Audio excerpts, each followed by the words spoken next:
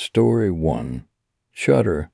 It was one of those times when you start awake suddenly with the feeling of being watched. You know you might be in an uncomfortable position. The covers may have slipped to the side, leaving part of your back exposed.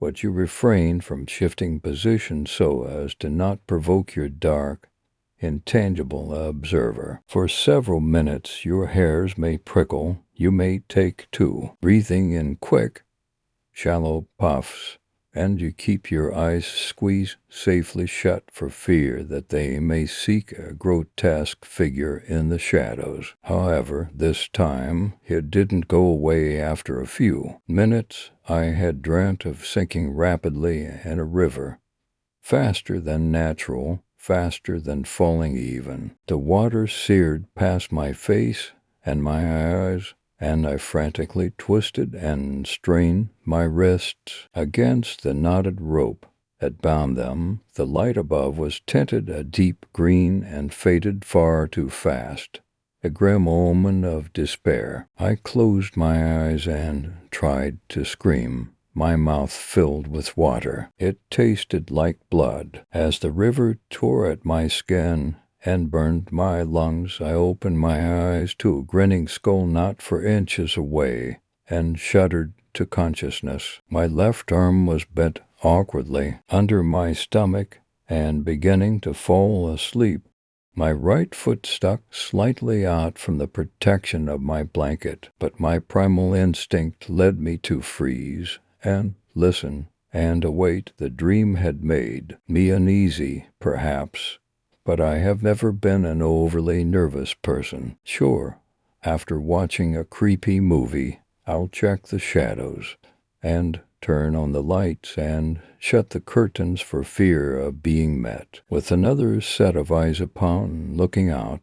But these notions passed, and I recovered, and I breathed easily. There is another degree of fear that is not so easily shaken, that which forewarns imminent and real danger. Young deer and similar animals will naturally tense up in the presence of a predator, hoping to rely on the camouflage of a shrub or bush to compensate for what they lack in physical vigor. As soon as they detect a nearby threat, they freeze and remain rigid, hoping desperately for the danger to overlook them and press onward. The eerie thing is, however, that they will do this even when they don't perceive the threat.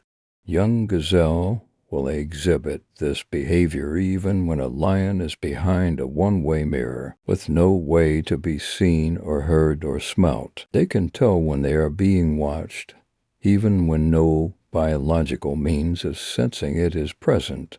They just know. They just fear, and I felt as though I was being watched that night. As much as I willed myself to shift, to adjust, I could not bring myself to do so. My skin crawled with anticipation. My ears perked to alertness. My heart raced in my chest. I thought about the skull in my dream. Dared I risk open my eyes? What if the apparition were to be there, hovering over my bed, waiting for that moment? I took a deep breath, and I slowly forced my eyes open. There was no skull floating before my eyes, although I could not see much of anything. Across the room, on my desk, my alarm clock flashed to 13 in blocky red digits. The rest of my room remained submerged in darkness. I shut my eyes in relief. A creak. Was I sure I heard it? It came from the floor just outside my closet. I held my breath, but the sound did not come again. My house wasn't old, but it did settle like any large wooden structure. I exhaled. My arm was still awkwardly bent under me. I tensed my muscles nervously. I still felt so much like an infant gazelle, frozen in a bush to avoid the lion behind the glass. Except I knew that I had no such protection, the floorboard creaked again, bolder. This time I was less willing to blame it on the settling of a house. It was too heavy, too deliberate.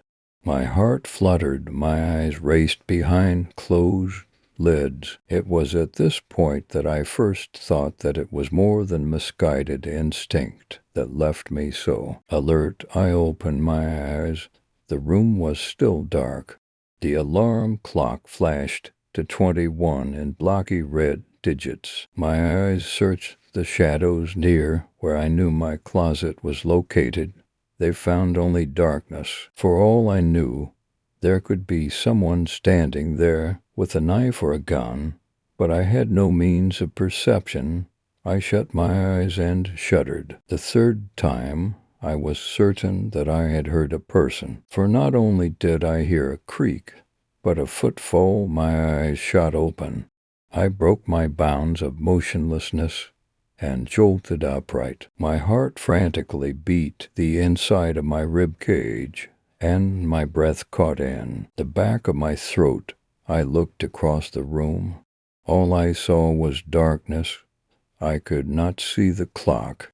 There was something between me and the clock. I half gasped and tried to scream, but it stuck in my throat like a hiccup or like in a dream. I convulsed through my bedsheets a sigh, scrambled backward on my hands, tried to back away, when a dark figure lunged forward from the sea of darkness, and his name was John Senna. Trumpets blared, the floodlights switched on, and before I knew it, I was being pummeled by a 251-pound ex-military pro wrestler. He threw a right hook. It landed true. My face cried, but my heart knew only raw delight. He lifted me above his head and threw me onto the ground at full force. The trumpets blared. I smiled as I bled. John Senna stood above me with a confident smile. "Don't forget to brush your teeth, kids," he said with his rich, deep Senna voice. Of course, I thought. He punted me from the ring. I laughed. "Thank you." John Senna, Story 2, Stair Steps. "I'm truly sorry that you had to end up here, but I do suppose that I am sort of glad you did, in my own strange way. I normally don't like being around people, but recently I've been wishing to chat with someone to the point that it's almost been suffocating. Would you like a drink? Here I have a Swedish vodka, some very nice dry white wine, spiked lemonade, if you'd like something sweeter, and look, Australian red wine, one of my favorites, though you may think me morbid for saying so. Red wine reminds me of blood. I know what you're thinking. Red wine is not really blood red so much as it is garnet, but for some reason the subject of blood slips into my head every time I pop the cork off of a sleek bottle of delicious red wine. What is it about blood anyway? It is used in every horror story. Gushing, oozing, splashing, pouring, and drenching. Monstrous tales always have an annoyingly exaggerated surplus of blood. Blood makes people uneasy. It makes the weak of heart faint and squeal. But for what reason? What is blood but a liquid concoction, an oxygen-transporting juice that is pumped through our system to sustain our brain, and yet it causes so much terror? Why? I just don't get human beings. I don't understand them at all. It's a good thing I am beyond a human being. I'm nothing close to a god, of course, but I am certainly no human being. Granted, I was one at a point in time, but I suppose intelligence has brought me upward a stair-step or two. Though you may think of me to be conceited, I sense that you aren't too far away from climbing a step yourself. It's truly a shame there just aren't enough people like you in the world, and of all the places you could be, you just had to end up here. It is a true shame. If I was more patient with the universe, or if you had confronted me a few years before now, I just might have shown you how to move upon the steps. It really is a pity. Well, on a somewhat related note to the subject of blood we were previously discussing, isn't red a pretty color? I mean, blood turns brownish and crusty eventually, but the crimson is so lovely while it lasts. Scarlet is my second favorite color, right above a warm gray and right below iris blue. Speaking of blue, please excuse me, but the fluorescent color has boarded me upon another train of thought I wish to discuss. What are eyes? Gorgeously complex organs that transform particles of energy into attainable images. But I have to admit to the awesome nature of eyes. I even have an established theory that it's not the universe in and of itself, but instead it's the eyes we own that contain all beauty. If you're interested, I have recently published a book called Clouds or Ceilings that briefly discusses this theory. Have you read it before? No? Oh, what a shame. It would have been a nice read for someone like you. I would even go so far as to say it would have helped you climb a stair step. Where was I? Eyes, now I remember, as beautiful as they may be, they are only organs, and somehow organs, those simple pieces of wonderfully functional flesh, are another overused, broad, and a cliché attempt to expel horror. Intestines strewn, guts hanging out of corpses, but mostly it's the eyeballs hanging out of the sockets. Why? What's the big deal about eyes? They aren't horrific. They're beautiful, even when displaced. They're like the gemstones within the dull hunk of granite we call a skull. So don't worry. I assure you that I am not so cruel as to deprive someone of their eyes while they still breathe. I'm a gentleman. At least I try to be a gentleman. Some people still insist that I am only odd hand. Many of the people that have stumbled into your exact same position have insisted that I am insane, but I have no worries. Odd people always think of the normal as odd, while the idiotic make out the intelligent to be idiots, and the insane see the rational in the same manner that the rational see the insane. Only God can distinguish us, and until then we can only attempt to figure each other out on our own, a very risky measure indeed, with plenty of variables that lend themselves to mistakes. In fact, my supposition about your high intelligence that I laid on the table a short while ago might have been totally false. You just might be the same imbecilic human being that continues to turn every nook of the world into a putrid and unlivable mess. That's why I contain myself here. Do you see now? This is why I live here in solitude. I must keep myself above humanity. To keep my mind preserved, have to keep this place clean of any insanity or idiocy. I must keep it clean. I'm sorry, but I can't take any chances. I must escort you out. But first, one more question. Why is it that most humans don't like to be removed, while they call the ones that remove themselves unstable or even insane? Stupid creatures. I'm sure that any other plane of reality would be better than this one. Please don't tell me you are so dull as to be afraid of what's over and beyond the dingy wall of reality. Then again, you may only be afraid of the process of being escorted out, in which case I shall make the path to infinity as smooth as possible. Out of courtesy, good day, and good luck, my dearest friend. I'd join you, but I can't.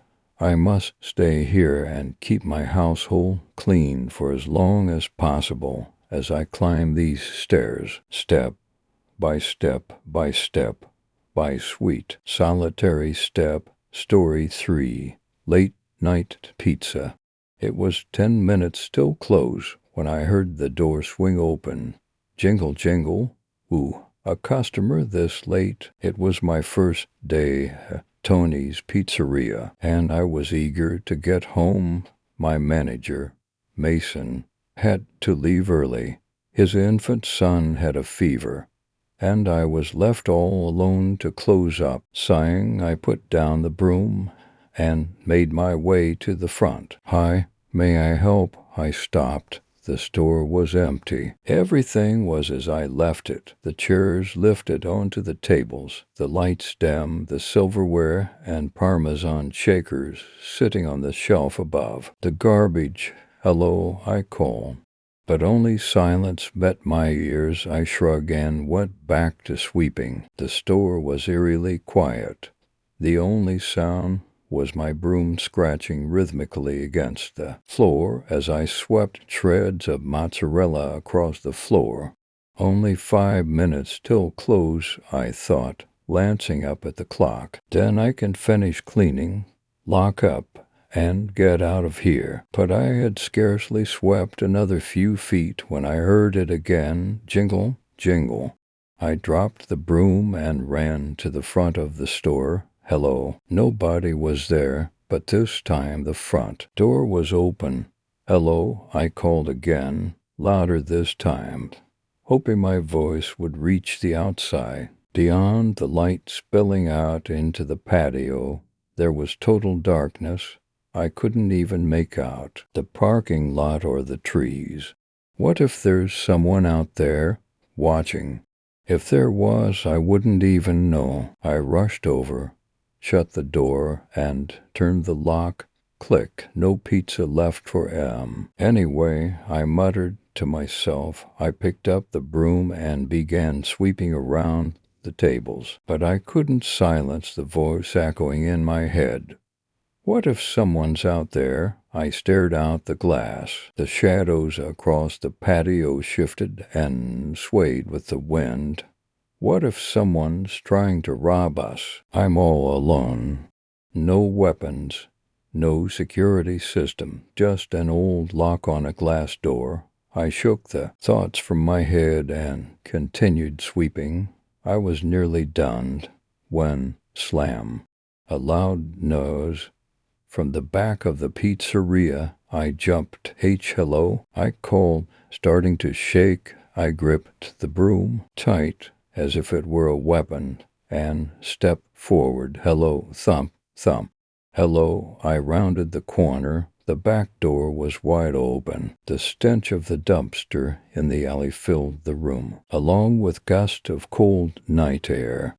But no one was there. I ran over and shut the door. Then I dragged a chair in front of it, and a stack of empty pizza boxes for good measure. It's a windy night. You're just scaring yourself.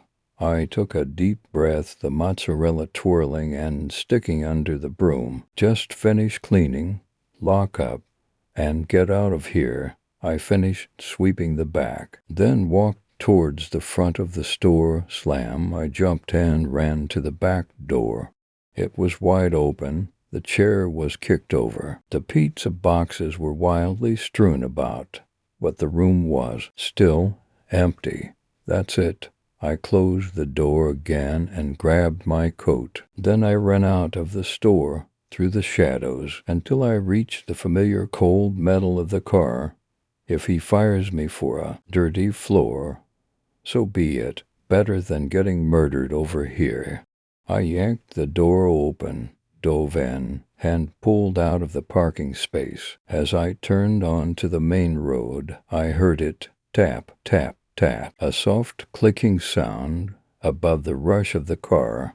Tap, tap, tap. I tried to ignore it as I drove, but it got louder. Tap, tap, tap. It sounded like it was coming from behind me. Heart pounding, I slowly lifted my eyes to the rearview mirror, and there, breaking the darkness of the back seats, was a man's face. I screamed. The car swerved wildly, narrowly missing the gutter. I jolted to a stop, leapt out of the car. Then I pulled out my phone and called 911. 911. What's your emergency? There's someone in my car. They were trying to get in the pizza shop as I cleaned up, and then I stopped. I could see through the window that the back seat was completely empty. Asterisk, asterisk, asterisk. The next day I came into work shaken. But Mason only added to that. You didn't finish sweeping the floor before closing up, he yelled. This entire half has bits of food, even a dirty toothpick. He sat down and sighed. I'll let it slide this time, but if you do it again, I'm going to fire you. Mason, I'm so sorry. I would have cleaned it, but he eyed me suspiciously. I'm not one for excuses. You know that, I know, but I swear this happened. The front door started opening. I thought someone was there, but nope, no one there. Then, after I locked it, the back door opened. I even put a chair against it, and it opened again. I looked at him with pleading eyes. I thought someone was trying to rob the place. And then when I drove home, I swear, Mason, there was someone in the back seat. Mason stared at me, and then he broke into jolly guffaws. That's just old Paulie, he said, UH. What? The guy who used to run the shop before he died in '02. He likes to keep an eye on the place. Mason shot me a smile, especially the new employees. Story 4. A Painted Christmas. Patrick Finn arrived home from his Christmas conquests, beating out the snowstorm by mere miles, mere minutes. He felt not only the foreboding presence of a hazardous blizzard, but also that of something else, something darker. It felt as if it resonated not only within his soul, but also within the souls of those around, high within the very ground itself. Patrick had never bothered to check, but he was sure that beneath the grass and soil of Winter Harbor, Maine, therein hungered a gaping mouth or a chasm yearning for the flesh of the innocent, and anchored to the physical world only by a desire to seem normal. It had not yet been appeased because the residents of Winter Harbor were all but innocent. Patrick had moved to Winter Harbor hoping to escape the despondency and despair he had felt in his hometown, Belmont, Maine. So far these feelings had only amplified, magnified by both the wintry death that he felt tiptoeing in the town's midst and the lingering scent of paint that seemed to permeate every building in the city. It was as if the town was constantly being repainted in some sort of half-hearted attempt to cover something up. Still, he felt it necessary to stay, so as not to make matters worse for his wife, whom he barely saw anymore, and his son, who always seemed so distant. He and his wife were going through a rife time in their marriage, and their son was feeling its effects. It was akin to what one may feel after a tumultuous earthquake. Patrick felt that he had to make it up to his son, so he went out and bought him the most expensive and extravagant thing he could his hands on this late in the shopping season. A brand new video game system. He had assured his son that even though he had acted out often this year, Santa would bring him something good. Throughout these charades, Patrick felt empty at the prospect of shipping for a boy that he knew nothing about, a boy whose existence was forgotten every so often. On the eve of Christmas, Patrick arrived home before the snowstorm and quickly crept into the garage to wrap the present and place it under the tree. It was in this garage that he often felt abrupt changes, as if within its small space it contained secrets beyond human comprehension. The musky smell of the old holiday decorations, coupled with the omnipresent scent of fresh paint, varnish, and gasoline, all seemed to meld into one personified force, whispering sweet nothings to Patrick as he exited his car. This caused him to shudder heavily, as if beset by a fit of delirium tremens. He shrugged off the dull headache and dry mouth before quickly and sloppily wrapping the gift. Following this, he slipped it under the tree and began to creep upstairs. He couldn't help but grimace at the thought that he was as far from Santa as humanly possible. As he reached the top of the landing, Patrick glanced over at the clock. It read 11:49. He stood there, as if to wait for some fleeting childhood feeling that may accompany the arrival of Christmas. It did not come, as he soon found, nor did cheery music, nor the scent of evergreens and cookies. Just deafening silence, and that damnable scent of paint. It was everywhere. He couldn't escape it. The arrival of yet another disappointing Christmas struck Patrick like a blow to the face. He fell to his knees, then subsequently onto his stomach. He couldn't tell if he had passed out or not. Suddenly, a loud sound in his son's room jarred Patrick awake.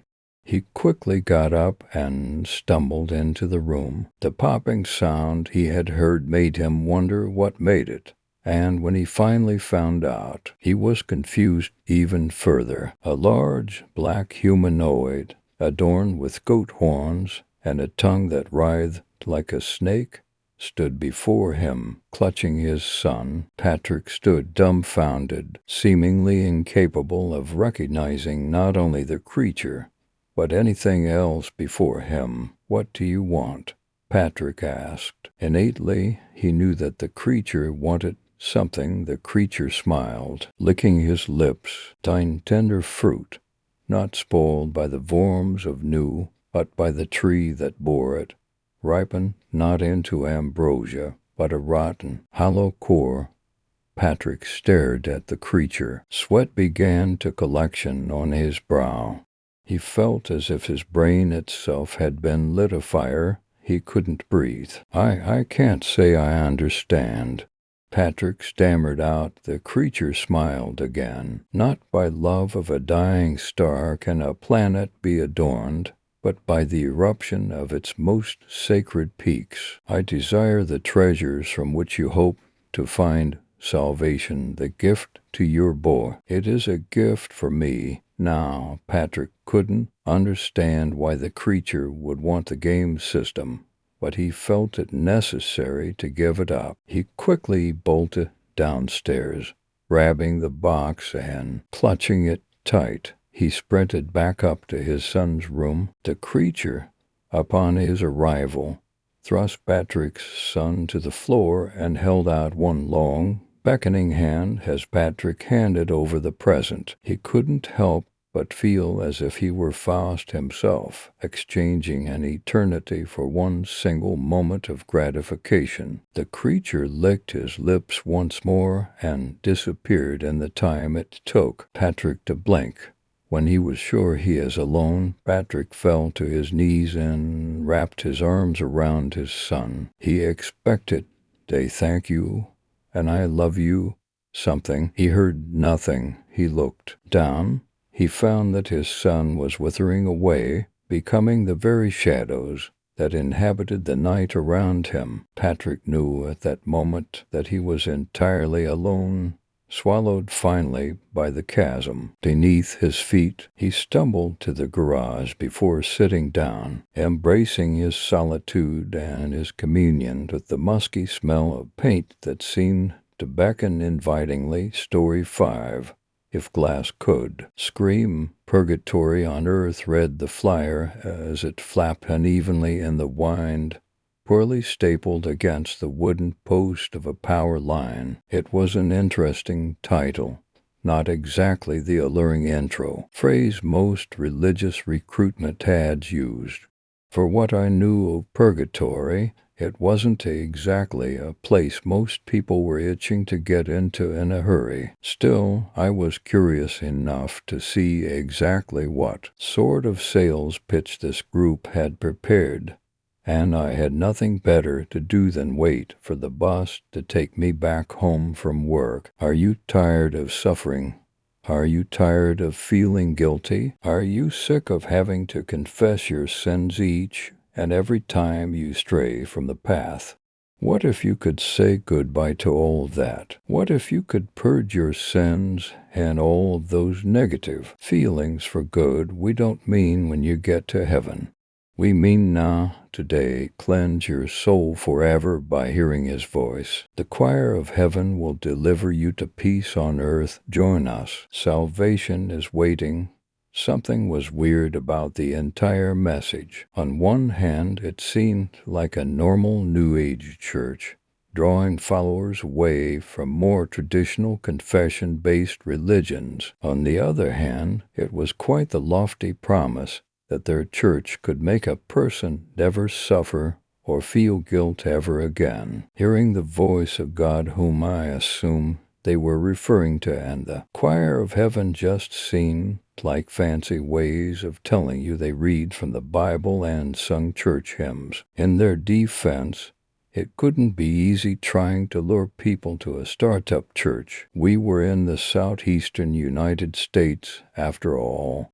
You could find churches of every denomination with ease, whether you wanted to or not. At the bottom of their flyer, there was only a website, no address or phone number to be found. I figured this was either a very new church or a glorified religious podcast, more like purgatory on tape.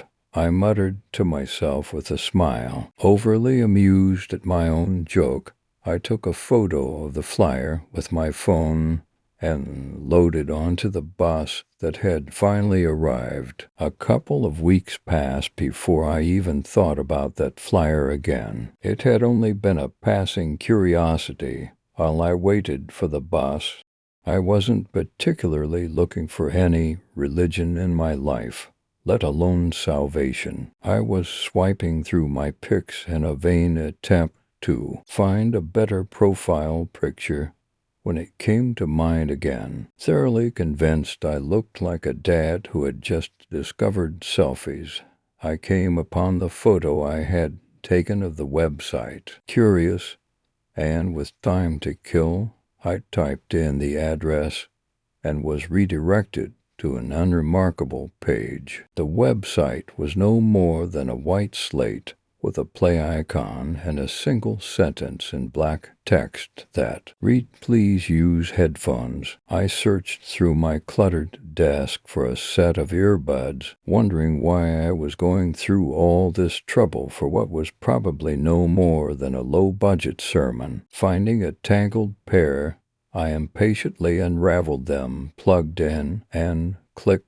play. I awaited to hear this magical secret to living a life free of all guilt and pain. The sound that came through those headphones did not belong to any preacher or church choir. I wish I could find the right adjectives to describe the horror that flew into my ears.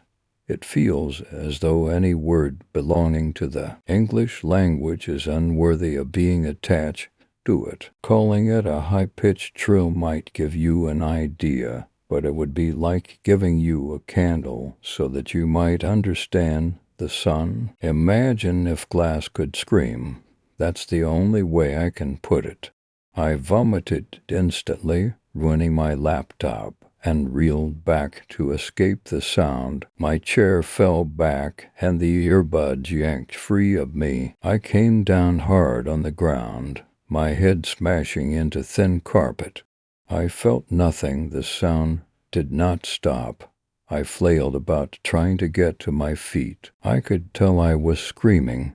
I could not hear my own screams or feel them vibrate in my throat, but I knew I was screaming. I stumbled to my desk, grabbing my puke-covered laptop and ripping out the battery. The sound did not stop. I vomited again. I could not taste it. My confusion was dwarfed by the sound. It burned its way through my mind. My thoughts could not compete with its scream.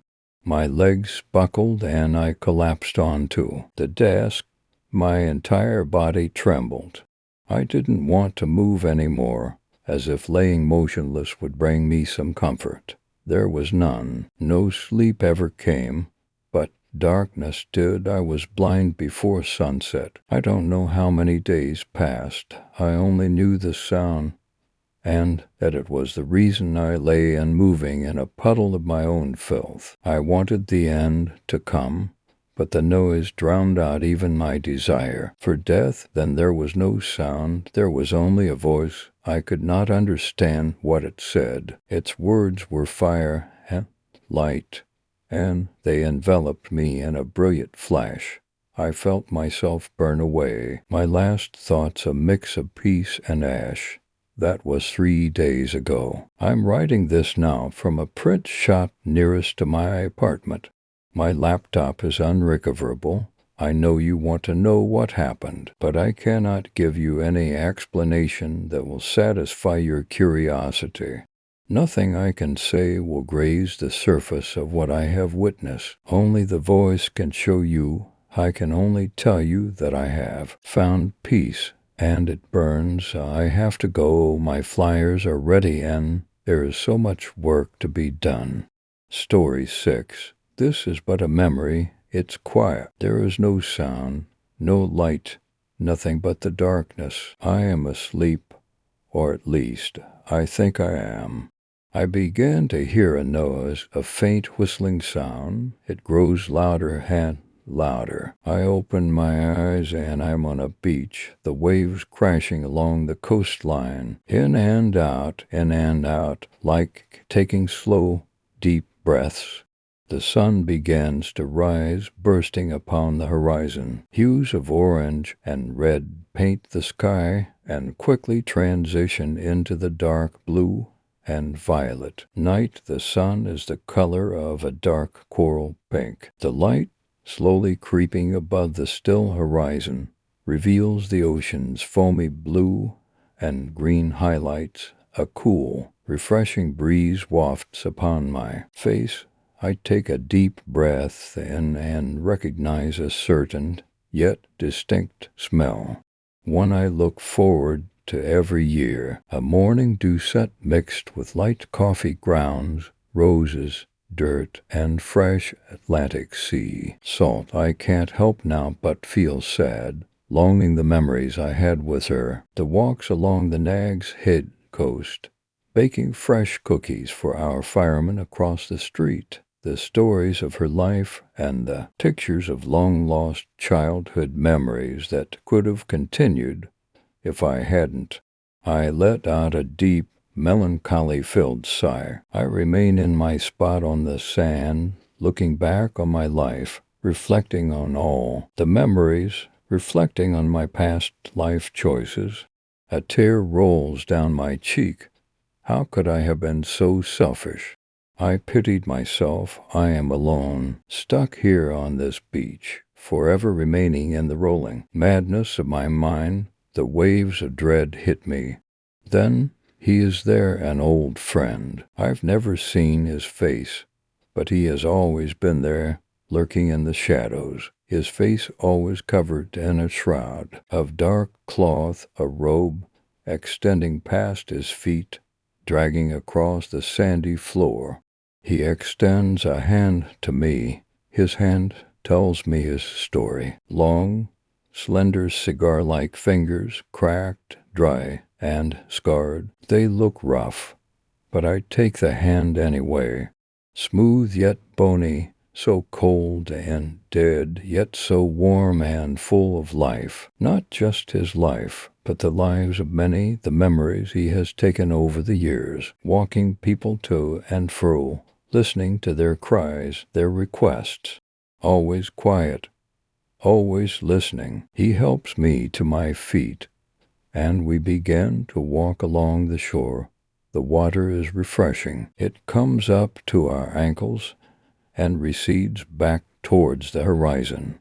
Each pass of the tide warms my long, wide feet and cools them. The sand between my toes is gritty and exfoliating. I am at peace. I know where I am going. We pass by the sand dunes naked, dusty camel humps with bits of long, green hair patched between them. We spot the first signs of life down the beach. A small herd of calico, stallions, brown and white, nibbling on the sweet seagrass.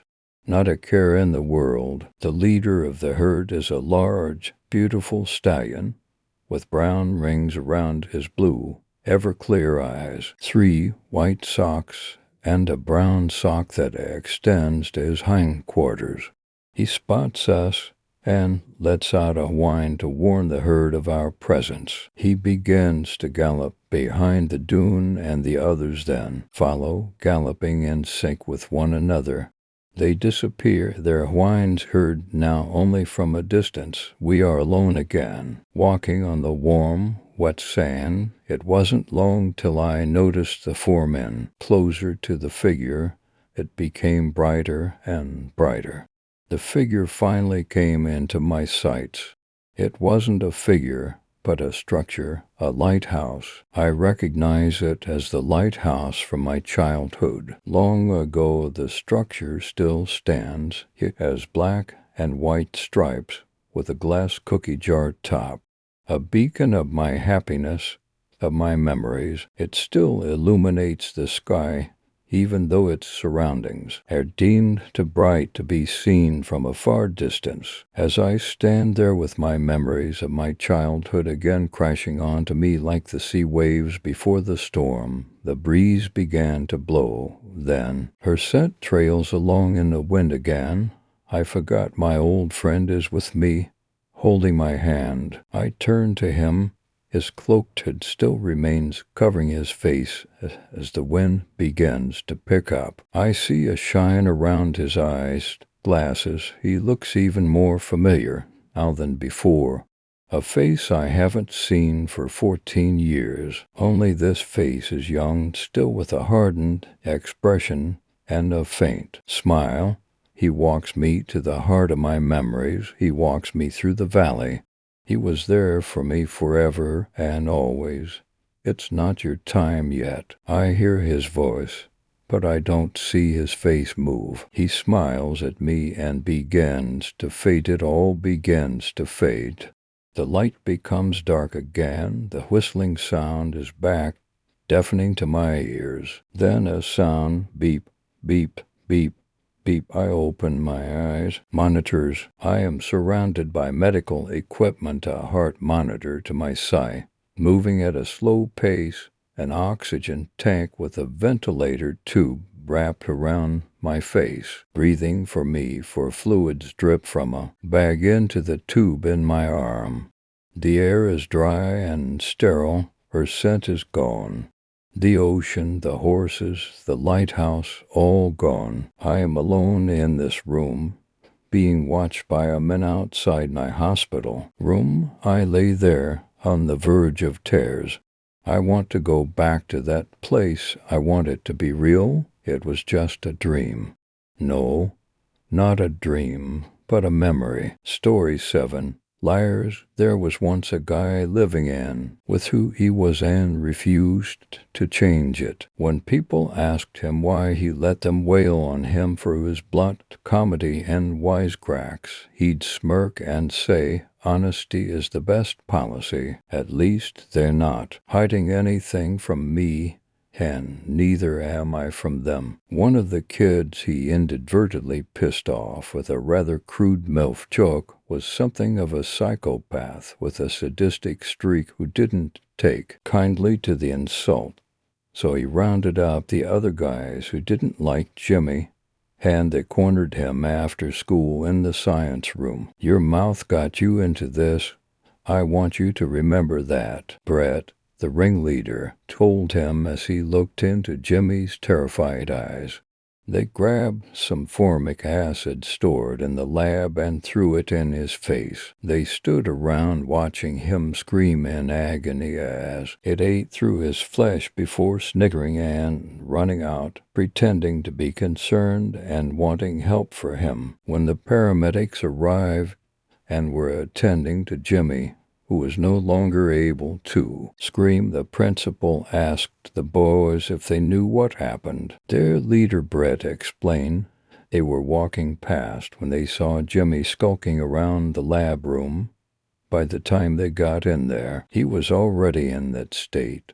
The other members joined in and backed Brett up with other fake details as Jimmy tried to protest in silent agony. The principal nodded and told them he would speak to them after he had a word with Jimmy and gotten his side of the story after he was out of hospital. A few days passed and Jimmy was kept in ICU with bandages on his face, the doctors salvaging what little they could of his face, his vision still intact in one eye and his jaw withstanding despite the loss of flesh. He was still unable to speak and refused to respond to anyone. He just sat there, eyes unblinking and staring at the ceiling, bloodshot and filled with animosity. When he was discharged some time later, he would not respond to anyone with anything other than the word liars. His social life gone,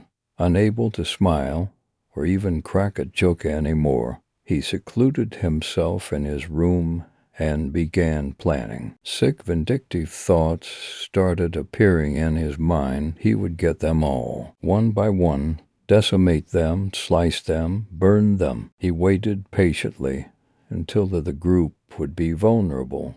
Late at night, when they said their goodbyes and went home separately, that's when he would strike. That weekend, Brett received a package in the mail. Curiously, he opened it to find a VHS tape with the words "For You" etched crudely onto the front.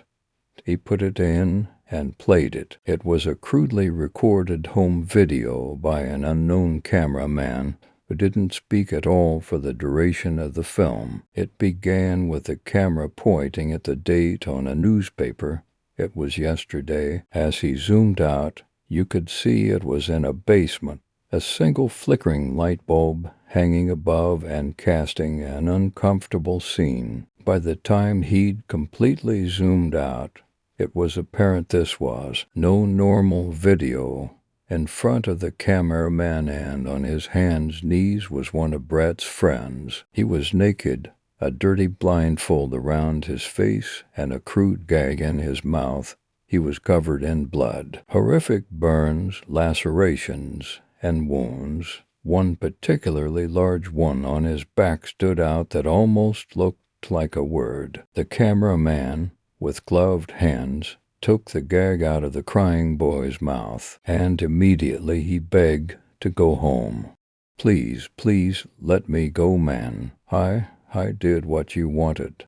Oh God, Jesse, Mike, Keith, you made me fucking butcher them. I just want to go home, man, please. I'm sorry, guys. I'm so sorry.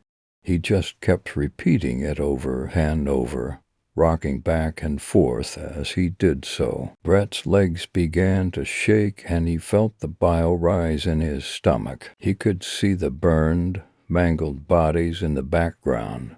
The bodies of his friends, all of them have markings on their body and deep, large cuts. The cameraman reached out for the boy's chin and lifted it up, encouraging him to stand. He did so obediently as he was slowly led to a door off-screen, whimpering. Brett can see what's been cut into his friend's back now. It's the word LIAR. The camera cuts out temporarily. When it restarts again, they're no longer inside. They're instead out in the cold snow on the outskirts of the woods, and it doesn't appear to be the original man holding the camera anymore.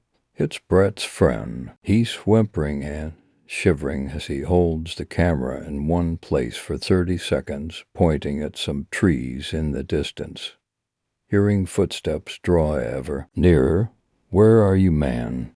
You said I could go, man, you said I could go. The boy is screaming and crying, frightened out of his mind as the sound of crunching snow draws nearer from seemingly every angle. It stops. He turns around to see the mangled face of Jimmy. A horrifying howl blares through the speakers, and the word liars appears before the tape abruptly stops. Brett feels faint and darts to lock the front door, knowing what was coming. As he turns to run for it, he immediately hits something and falls backwards. The last thing he ever hears is liars, as acid runs down his face and begins to slowly eat away at his flesh. The last thing he ever sees is Jimmy's face, contorting into a sick, twisted smile.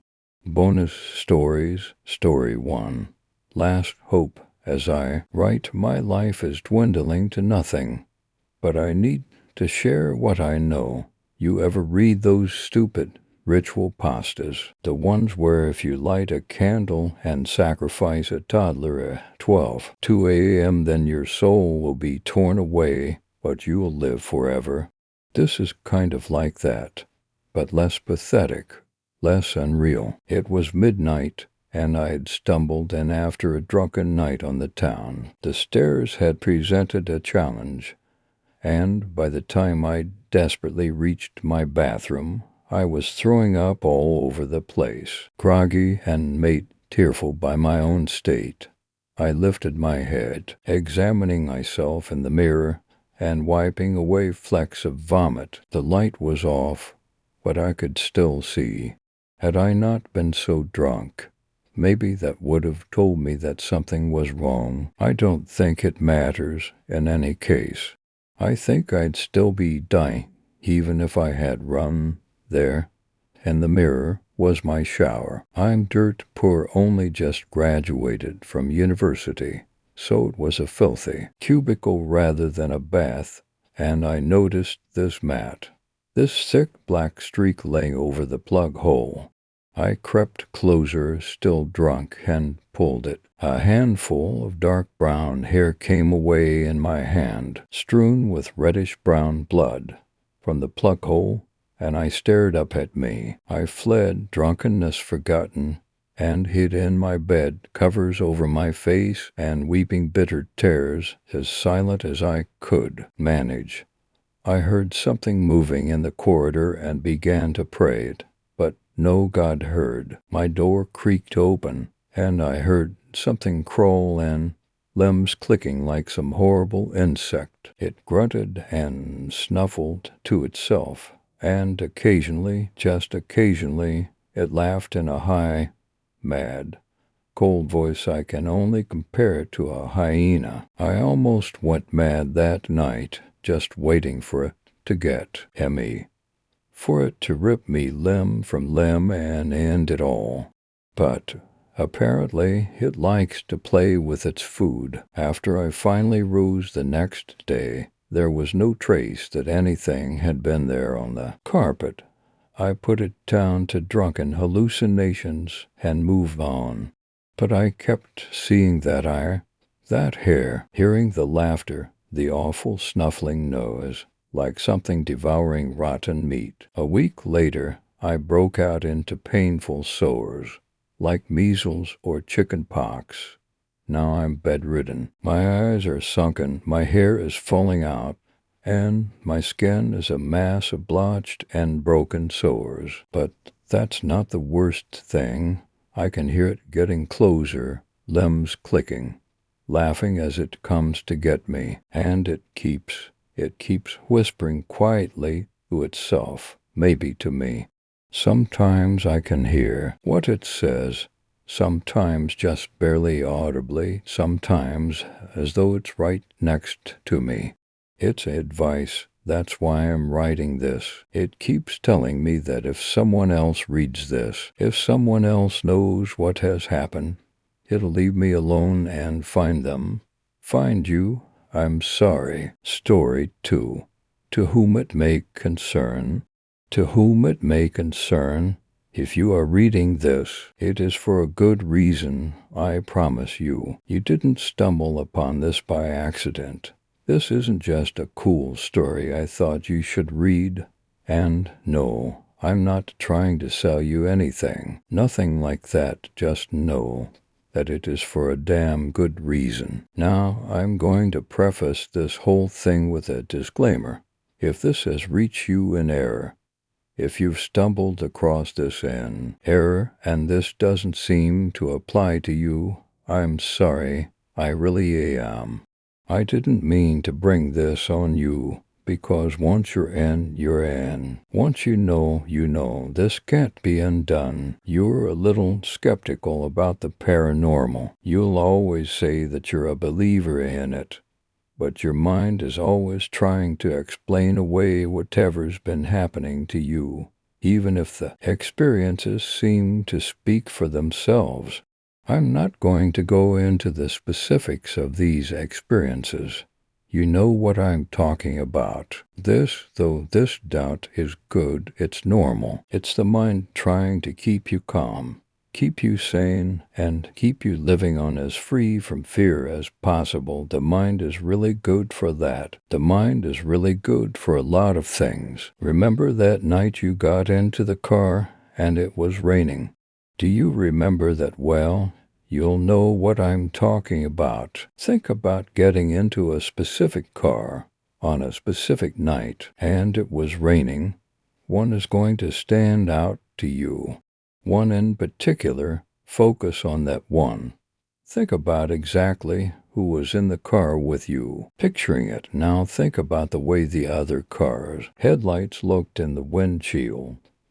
If you're having trouble picturing it, please don't read on any further for your own well-being. You're not ready. If you're picturing it, think about when you reach your destination safely. It looks a little different, doesn't it? That's because this part is completely false. Try to remember the impact. Try to remember when the red Ford pickup collided with your vehicle, the flash of pain as your head smacked into the window, and then nothing. Think very hard about that. Think back to that exact moment, because that's the most crucial. All of those experiences you had, think of them as being the nurses, doctors, and your family members visiting you in the hospice. That's what they've been. The real world leaking in. That's all they've been. Ghosts are a concept you invented yourself to keep yourself comfortable in this world. They're a self-made convention, and you need to give them up. Think really, really hard about this. As I said before, your reading this is no accident. That night was an accident. Everyone tries to get you to wake up every single day, but you won't. It's been months. They don't think you ever will. Go back to them, please. Wake up. They're begging you to wake up. If you're still reading this, I really am sorry. You are never going to wake up. Sincerely. Use Story 3. Why do not sleep? Mom and Dad keep asking why I won't sleep. It's colic, they say. Out of the murky darkness of my bedroom, I wail, calling them to my side, desperate to make them understand me. They come reluctantly, with exhaustion tugging on the skin beneath their eyes and dyeing it a dark purple. Muttering in exasperation, they lift me from my crib, and I briefly have hope that they will understand. But I'm always disappointed when they place a bottle to my lips or try to soothe me in the rocking chair. I try pointing to my window, the source that feeds my ever-growing fear, but they do not look. There is so much I would say, if only I could form the words. He says that it's futile of me to try to warn Mom and Dad. By the time I'm able to speak, he will have melted back into the shadows, and I won't remember a thing.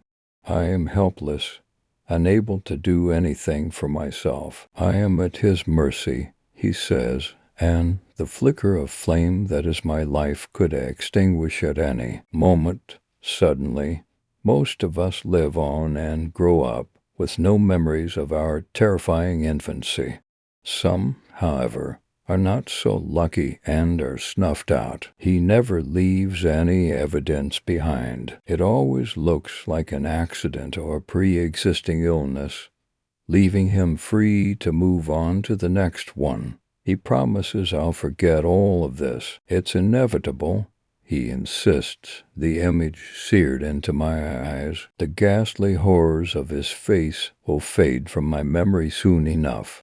But I don't understand how I could ever forget him. The way his nails scrape across the glass of my window before he opens it and steps into my room, the way his dark eyes swirl with malevolence and a pinch of mischief, the way his moist, hot breath buffets me as I try to sleep, the way his long, greasy, unkempt hair brushes across my face as he leans over my crib. He says that Mom and Dad cannot see him, but I don't understand how they could miss a looming, foul-smelling, ageless being such as this. How could they be so blind? But I suppose there is no use in asking such questions. They, too, were visited when they were young, yet they clearly do not remember.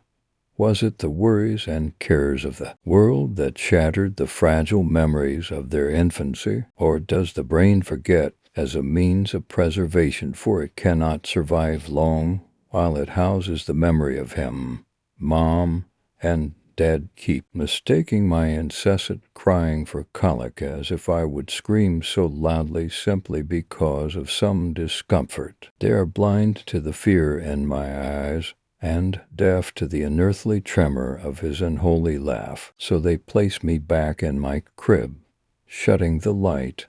I hear their footsteps fade down the hallway. I am truly alone with him and his enveloping presence.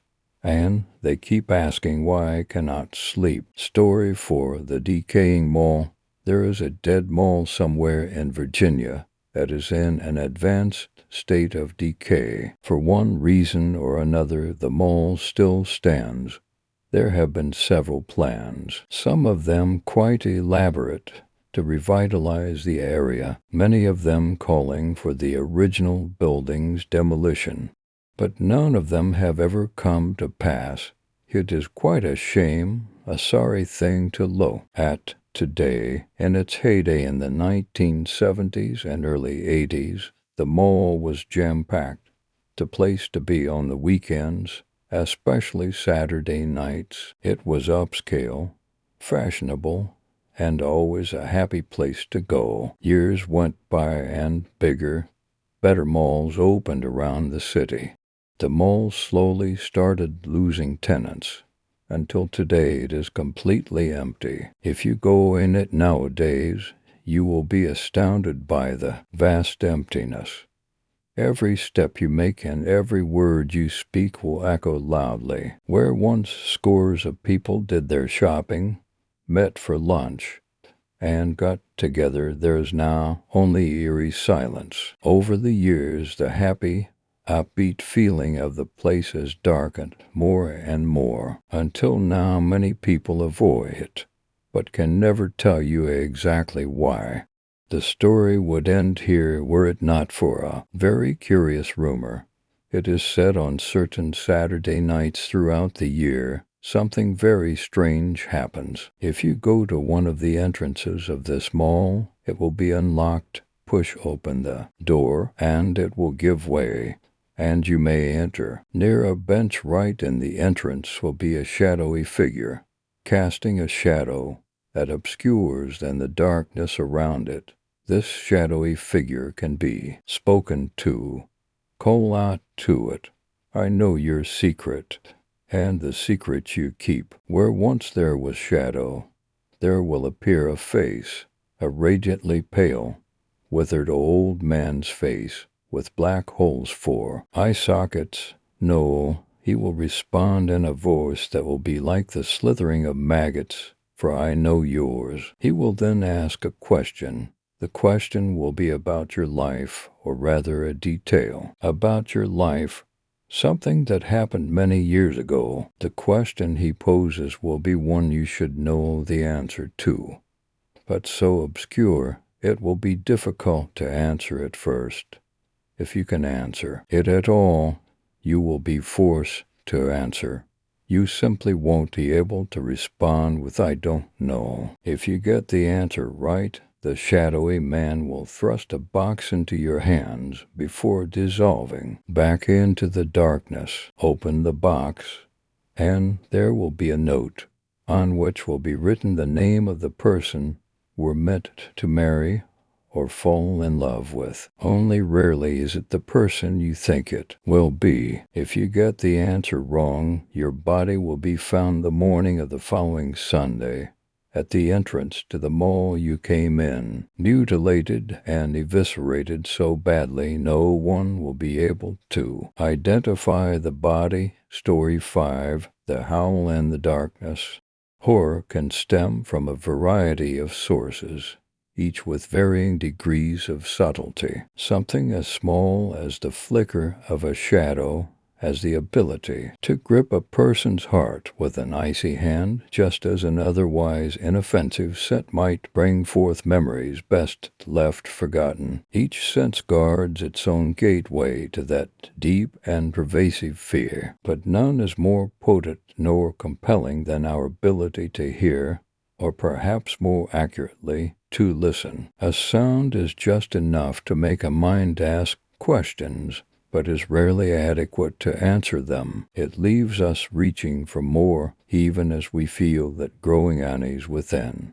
Some sounds, of course, stand out as being far more frightening than many. There's a local legend in Albuquerque, New Mexico, which involves a mysterious and supposedly deadly sort of otherworldly creature. Some versions claim that it's a man-like shapeshifter, capable of blending in with the shadows as it stalks through the desert. Others describe the beast as being curiously canine in nature, albeit with 2 long limbs, black claws, and fathomless pits of darkness staring out from its skull. One thing that remains the same through every retelling, though, is the high and eerie keening nose is said to make when it hunts down its prey. There is no way to describe this call without drawing comparisons, yet none of them capture the true nature of its essence. One might liken it to a fierce wind forcing itself through a jagged crack in a canyon,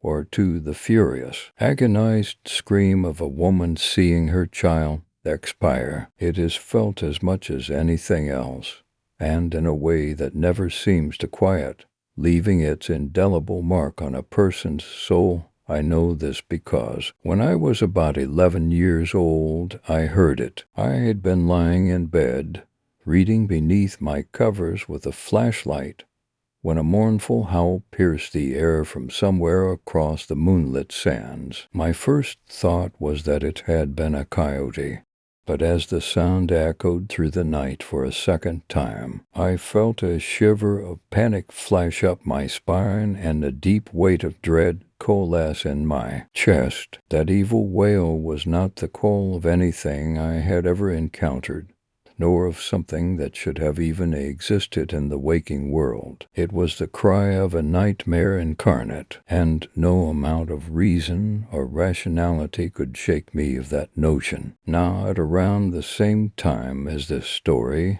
I'd been doing my best to foster a reputation for being an independent and flappable badass. That goal went swiftly out the window as the screeches seemed to draw ever closer, and I quickly ran from my room to seek the protection of my parents. Upon reaching their door, though, I was presented with an even more terrifying discovery. The howls were coming from inside the house, along with a lot of heavy breathing and the occasional whisper, "I couldn't look my mother in the eye for a week." Story 6, The Oneirophage. in the late 40s of the last century. After a decade of private research involving experiments with binaural beat brainwave frequencies, extrasensory cognition, and rare extracts of a South American vine, Dr. Tomas Rosner perfected a technique whereby one could actually intrude into the psyche and see another's thoughts. Despite having exhaustively documented his rigorous work, he could find no institution that would even offer to review it. Forced to sell his invention, he found by word of mouth among those through whom he procured narcotics a prospective beer, the bête noire of an old New York family, Mr. John M. Donne, a voyeuristic connoisseur of the supernatural and the obscene, who'd squandered his idle youth in the great libraries of Paris, those catacombs of departed authors, rummaging among their hordes of dusty and obsolete works, a literary ghoul who disturbed with profane fingers the charnel houses of decayed philosophies. He readily agreed to the doctor's asking price without haggling, delighted at the prospect of exploring such a bizarre novelty.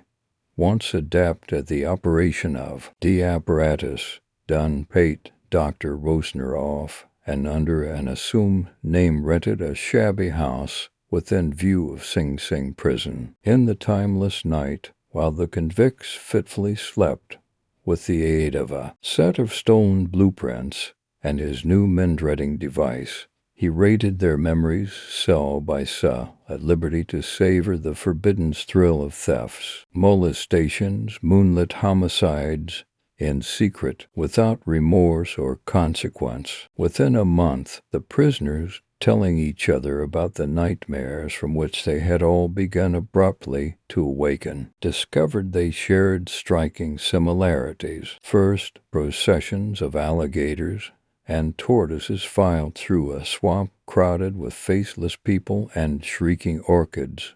Next, a shadow man, at whom they looked directly, but could never quite see, would watch them in utter stillness from an empty house, while invisible hands probed behind their eyes as they had to stand naked, legs locked in place, unable to run away. Their compared descriptions of the house were identical, including its location just outside the walls. By mutual agreement, it was planned that the first of them to receive parole or be released would search this house out to find if it really existed and investigate the source of their troubling dreams. A few days after being freed, their chosen spy was able to inform them with a smuggled message in code that not only was the house real, but he had broken into it at night and found a gaunt, mustached man in a silk smoking jacket seated bolt upright, head thrust back,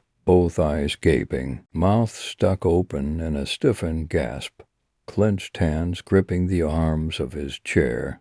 In front of a scientific machine, a handwritten journal on the desk told the whole story of his adventures, prying unconstrained through their psyches, plundering the haunted memories of criminal after criminal, seeking ever more shameful and audacious experiences until finally he wrote, on July 7th, of his overwhelming desire to witness telepathically the next execution in the prison's notorious electric chair. Story 7, The Suicide King.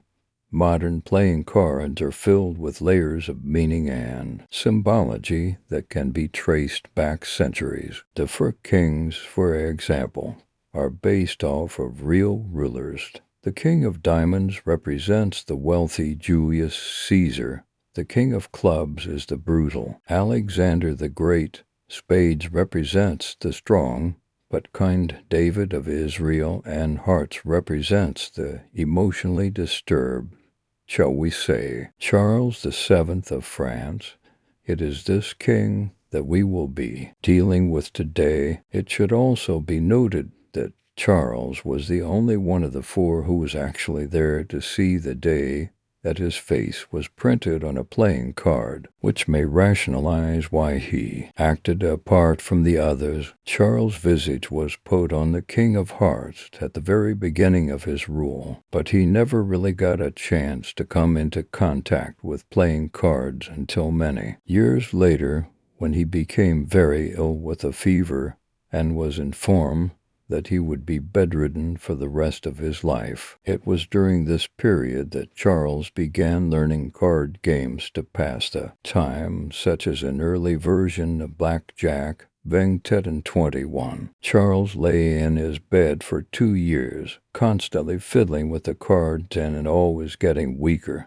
As time continued to pass, there were reports that Charles had begun obsessing over the idea that the king being the 13th card in a suit was causing him bad luck. He talked about how he was starting to see the number pop up everywhere and that he was close to figuring out its secret. Of course, his ramblings were blamed on the fever, and by the end of the second year, he had been declared insane, and his son Louis XII took over the throne. One day, several months after the end of his reign, one of Charles' physicians went to his chamber to find the frail old man standing in the middle of the room wielding a large sword. Before the doctor could react, the king said, "I laissement montrer la verite de tries, et il n'est pas signify pour les immortels," which roughly translates to, "They have shown me the truth of 13. And it is not meant for mortal eyes." Without hesitation, the king proceeded to ram the blade in through the left side of his head between the ear and temple until it came out the other side. He wavered a moment before collapsing to the floor dead. After the incident was announced and it was made public that the king had gone mad, the image of Charles on the King of Hearts was altered to show himself offing himself. Although the picture is now shown significantly less graphically, the image of Charles thrusting the sword into his skull can still be found on modern-day playing cards. Perhaps the strangest part of the whole story, however, is the date that Charles chose to kill himself, the 6th of July, 1462. Whether or not it was intentional of the king, the facts that 6 plus 7 equals 13 and 1 plus for plus 6 plus to equals 1 3 can only be explained as coincidences.